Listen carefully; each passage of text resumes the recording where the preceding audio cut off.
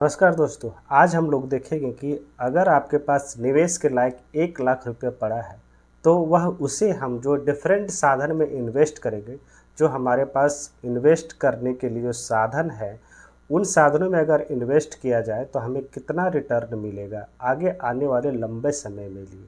क्योंकि अगर लंबे समय की बात करते हैं तो कम से कम 10 साल से ऊपर का समय होता है।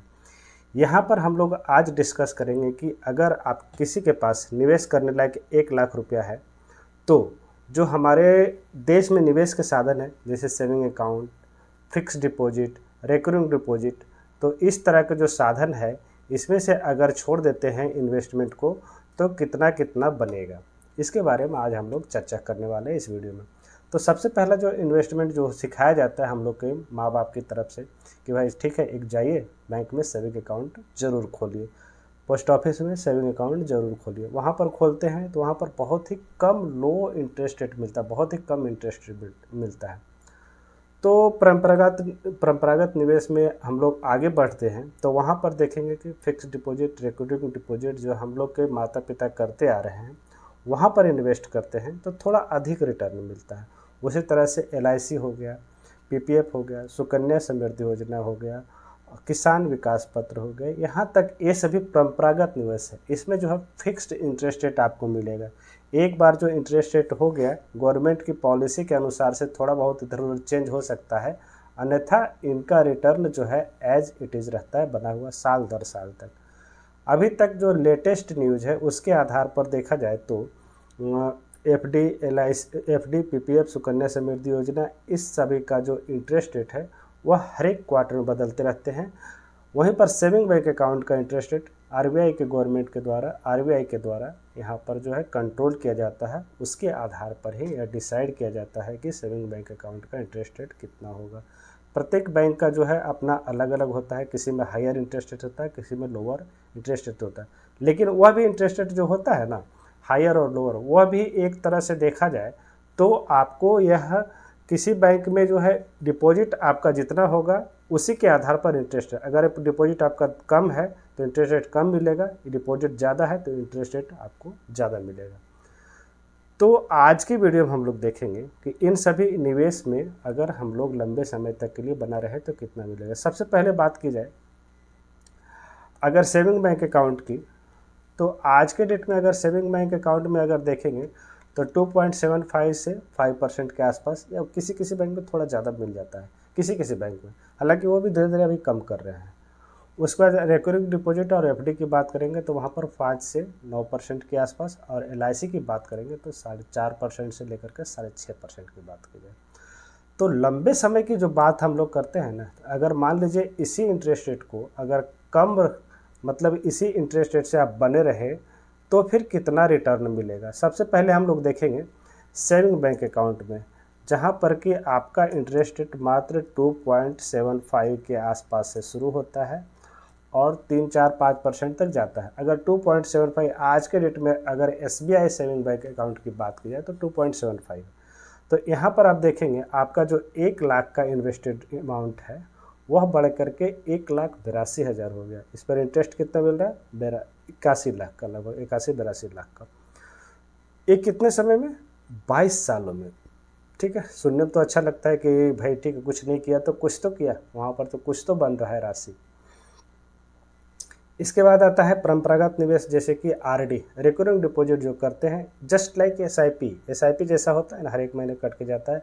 बहुत लोग RD में कंफ्यूज होते हैं, RD क्या होता है? तो RD होता है कि हर एक महीने जो होता है आपके बैंक अकाउंट से कट करके FD अकाउंट में जाता है, उसी तरह से जमा होता है, फिक्स होते जाता है, वहाँ पर जमा होकर के एक सर्टेन टाइम पीरियड के लिए वह अमाउंट जो होता है, वह अमाउंट जो जमा होता है, वह प्रक्रिया जो होता है वह रिकरिंग डिपॉजिट कहा जाता है कि आपको उसमें FD जैसा इंटरेस्ट रेट मिलने का चांस रहता है। हालांकि FD से थोड़ा कम मिलता है लेकिन फिर भी बहुत अच्छा होता है।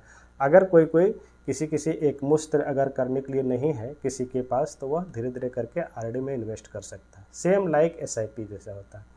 तो मान लीजिए अगर आपने RD और FD किया, वहाँ पर आपको 5% से 6% का, मान लीजिए 6.5% का इंटरेस्ट रेट मान के चलते हैं, 6.5% का इंटरेस्ट मिलता है। तो यहाँ पर आपको जो है देखते हैं कि वहाँ पैसा आपका 1 लाख बढ़ करके 4 लाख हो गया। ठीक है, 3 लाख का गेन यहाँ पर है। अब सोचने वाली बात यहाँ यह है, फिलहाल तो इन्फ्लेशन को हटा दीजिए कि क्या है नहीं है, आपका पैसा जो है कितने लगभग 22 सालों में 1 लाख से 4 लाख, लगभग 1 लाख अमाउंट है, 3 गुना आपका पैसा बढ़ गया। 3 लाख इस पर इंटरेस्ट मिला। एक तरह देखा जाए तो बहुत लोग बोलेंगे 4 गुना बढ़ गया, ठीक है, 4 गुना मान के चलते। अब सेम फंडामेंटल जो होता है, इसी तरह की बात जो है LIC में बोला जाता है। जैसा कि हम लोग पहले देखे थे, LIC का जो इंटरेस्ट रेट है वह भी आज के रेट में देखा जाए तो लगभग आपको मिलेगा 4% से 6.5% के अनुसार से। LIC क्या होता है? LIC ए इन्वेस्टमेंट प्लान नहीं होता है, इसमें होता है इन्वेस्टमेंट के साथ साथ इंश्योरेंस प्लान भी होता है। तो जहाँ पर इन्वेस्टमेंट और इंश्योरेंस जो मिक्स होता है ना, तो वहाँ पर रिटर्न ऑलरेडी कम हो जाता है। मान लीजिए कि अगर आपको 6.5% का इंटरेस्ट मिल रहा है LIC में, जो कि अमूमन इससे कम ही मिलता है, तो आपका पैसा 4 गुना बढ़ करके 4 लाख होता है। तो एजेंट लोग आपको यही समझाते हैं, LIC करवाने वाले एजेंट जो होते हैं ना, यही बोलेंगे आपका जो पैसा है ना सीधा 4 गुना बढ़ जाएगा। वह यह नहीं बताते भाई 4 गुना बढ़ेगा तो कितने साल के बाद, 22 सालों के बाद 4 गुना तो हो रहा है, लेकिन उस पैसे की वैल्यू क्या है। इन्फ्लेशन के अगर देखेंगे 7.5% अगर इसमें इन्फ्लेशन कर दिया जाए, 7.1% सॉरी 7.1 भी कम ज़्यादा नहीं, 6.1% भी रखा जाए इन्फ्लेशन, तो वहाँ पर आपको जो है इसमें कुछ भी रिटर्न देखने को नहीं मिलेगा। जिस काम के लिए आप यह पैसा जमा कर रहे हैं, उल्टा आगे आने वाले समय हो सकता है कि आपको लोन लेकर के वह काम पूरा करना पड़े।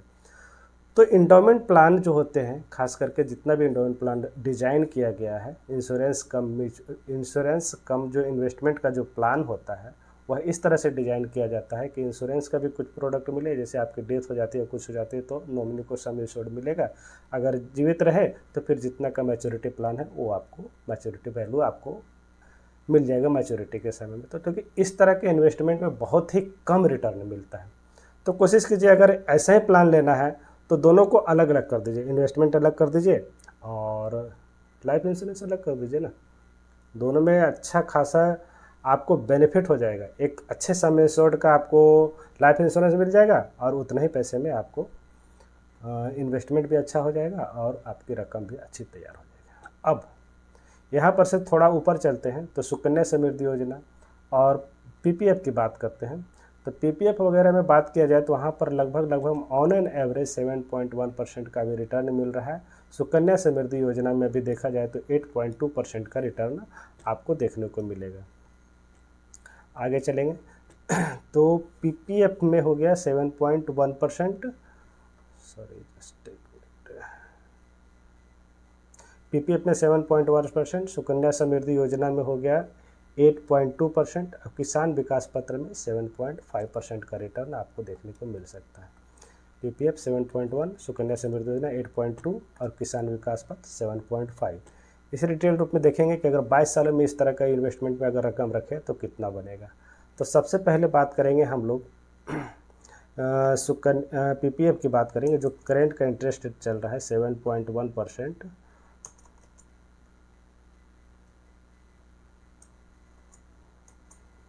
सेवन 7.1% के आसपास अगर देखते हैं तो इसमें से आपका जो वैल्यू है 1 लाख की वैल्यू निकल करके आती है 4,52,000। कोई ज़्यादा खास फर्क नहीं है। उसी तरह से अगर किसान विकास पत्र की बात की जाए, KVP किसान विकास पत्र, तो 4,91,000 लगभग 5 लाख। वहीं पर अगर सुकन्या की बात की जाए, सुकन्या समृद्धि योजना 8.2, अभी जो करेंट इंटरेस्ट चल रहा है वहाँ पर 5,60,000 66,000 के आसपास बनता है। ये हुई बात आपका इंडोमेंट प्लान या फिर परंपरागत निवेश जो भी है उसके बारे में। यहाँ पर बहुत ही कम रिटर्न मिलेगा। हाँ, हालांकि आपका कैपिटल सिक्योर रहेगा, लेकिन आने वाले इन फ्यूचर में इस तरह के रिटर्न से आप जो है कुछ ज़्यादा हासिल नहीं कर पाएंगे, कुछ ज़्यादा बनने वाला नहीं है आपका, कुछ ज़्यादा बड़ा मार का तीर नहीं मार सकते आप।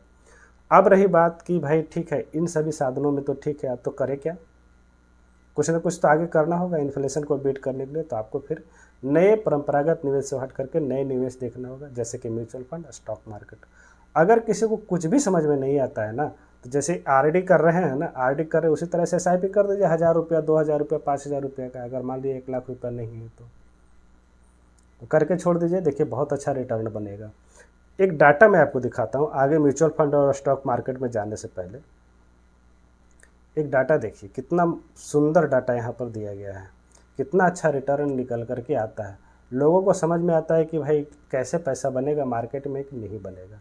देखिए यहाँ पर ऑल इक्विटी सेलेक्ट किया गया है, 22 सालों का रिटर्न मैं दिखा रहा हूँ, पिछले 22 सालों, आगे वाले तो पता नहीं, पीछे 22 सालों का रिटर्न की बात करें। 1 लाख रुपया मैंने इन्वेस्ट किया तो कितना रिटर्न बना और कितना अमाउंट बना। सबसे पहला जो फंड है यहाँ पर देखेंगे आप, निप्पॉन इंडिया का ग्रोथ फंड। यह जो फंड है उसमें से ये 4 अक्टूबर 2002 से लेकर के अभी तक का प्रेजेंट का है। 1 लाख रुपया अगर इन्वेस्ट किया रहते तो आज के रेट में इसका वैल्यू 1,47,83,000 के आसपास बनेगा। तो बहुत बड़ी रकम है। क्यों? क्योंकि यह 25.48% CAGR के अनुसार से इन्वेस्ट किया है। सबसे बड़ी बात, दिक्कत यहाँ कब होते हैं म्यूचुअल फंड में, कि लोग तो इन्वेस्ट कर देते हैं बहुत जोश में आकर के, मैं भी म्यूचुअल फंड में इन्वेस्ट करूँगा, लेकिन जैसे मार्केट डिक्लाइन होता है ना, वहाँ से सारी हवा सबके निकल जाती है। इसका कारण एक ही होता है कि उनको रोकने वाला कोई नहीं होता, उनके पास कोई अच्छे फाइनेंशियल सलाहकार नहीं होते, जिसके कारण वो एग्जिट करते हैं फंड में, और वही एग्जिट करना खतरनाक हो जाता है। अब एक बात बताइए कि निप्पॉन इंडिया ग्रोथ फंड जो 2002 से हम लोग जो डाटा देख रहे हैं, क्या ये डाउनफॉल नहीं देखा? वो 2002 में .com बबल था, वहाँ पर डाउनफॉल आया। उसके बाद 2008 में ग्लोबल क्राइसिस हुआ, वहाँ पर डाउनफॉल आया। कितनी गवर्नमेंट बदली, कितने सारे गवर्नमेंट चेंज हुआ, उसके कारण डाउनफॉल आया होगा। 2017 में डाउनफॉल हुआ था, 2019-20 में जो कोविड आया वहाँ पर डाउनफॉल हुआ, फिर 22 में। तो क्या ये एक लीनियर रिटर्न दिया है? नहीं। जो इसमें बने रहे हैं उसी को इस तरह का रिटर्न मिला, अन्यथा सबको नहीं मिला। तो ये हो गया आपका 25.48 के अनुसार से 1,47,00,000 बना रहा है। दूसरे फंड देखेंगे, सुंदरम मिड कैप फंड। यहाँ पर 1 लाख इन्वेस्ट करने पर 1,41,00,000, 25.22%, बहुत अच्छा रिटर्न है लगातार 22 सालों। फ्रैंकलिन इंडिया प्राइमा फंड, ये भी 23.38% के अनुसार से 1,01,00,000 बना रहा है। HDFC का फ्लैक्सी कैप फंड, यह बना रहा है 1,92,95,000, 22.86% के अनुसार। DSP इक्विटी अपॉर्चुनिटी फंड, यह 22% के अनुसार से 82 लाख बना रहा है। आदित्य बिरला का सन लाइफ, यह 21% के अनुसार से 78 लाख रुपीज़ आपके 1 लाख रुपये को बना दे रहा है 22 सालों में। तो देख रहे हैं कितना बड़ा रकम बनता है धीरे धीरे करके। उसके बाद इतना ही नहीं, इस तरह से आप डाटा देखेंगे, करीब 20-22 म्यूचुअल फंड ऐसे हैं जो कि 20% से ज़्यादा का रिटर्न आने वाले पिछले 20 सालों में दिया है। बहुत बड़े, एक कहे कि आप जो अगर इस तरह के म्यूचुअल फंड में इन्वेस्ट किए रहते तो बहुत बड़ी रकम बनती। हाँ, हालांकि मैं मान सकता हूँ कि 2020, 2002, 2003 में उतने अवेयरनेस नहीं थी, लेकिन आगे आने वाले समय में आप इस तरह से कर सकते हैं, क्योंकि बहुत सारे म्यूचुअल फंड, अच्छे म्यूचुअल फंड ऐसे हैं, बहुत सारे म्यूचुअल फंड आज के डेट में आ गए हैं, अच्छे म्यूचुअल फंड। वहाँ से आप इन्वेस्ट कीजिए। इन्वेस्ट करने के बाद अगर कंटिन्यू इन्वेस्ट रहे, आज के डेट में जो मार्केट डाउनफॉल है, लोगों को घबराहट हो रही है, इसी तरह के मार्केट में इन्वेस्ट करना चाहिए, जहाँ पर कि आपको यूनिट ज़्यादा मिलता है, और लंबे समय के लिए होल्ड कीजिए, आपका पैसा जरूर बनेगा ही बनेगा, इसमें कोई दो राय नहीं है। तो जैसे जैसे आपका इन्वेस्टमेंट की जो है टाइम फ्रेम बढ़ता है तो आपका रिटर्न भी अधिक बढ़ जाता है। तो जैसा कि म्यूचुअल फंड में हम लोग देखेंगे, म्यूचुअल फंड में 3 कैटेगरी होता है, स्मॉल कैप, मिड कैप और लार्ज कैप। लार्ज कैप की बात की जाए तो वहाँ लगभग 15% का रिटर्न आप आशा रख सकते हैं। मिड कैप की बात की जाए तो 18%, स्मॉल कैप की बात की जाए तो 20% का आशा रख सकते हैं। कितने समय में? लंबे समय में, मोर देन 7 to 10 ईयर्स, लंबे समय की बात की जाए तो। अगर इस तरह से आप इन्वेस्ट करते हैं तो 1 लाख रुपये अगर लगा करके छोड़ते हैं तो करोड़ रुपये बनने का भी दम रखता है, लेकिन समय देना पड़ेगा। हाँ, परंपरागत निवेश से हटिए, वहाँ से दूर होइए, आप म्यूचुअल फंड की ओर आइए। म्यूचुअल फंड में किसी तरह का दिक्कत होता है तो आप मुझे डायरेक्ट कांटेक्ट कर सकते हैं, वहाँ पर आपको ज़रूर सहायता की जाएगी। तो ठीक है, आज के वीडियो के लिए इतने। वीडियो देखने के लिए बहुत बहुत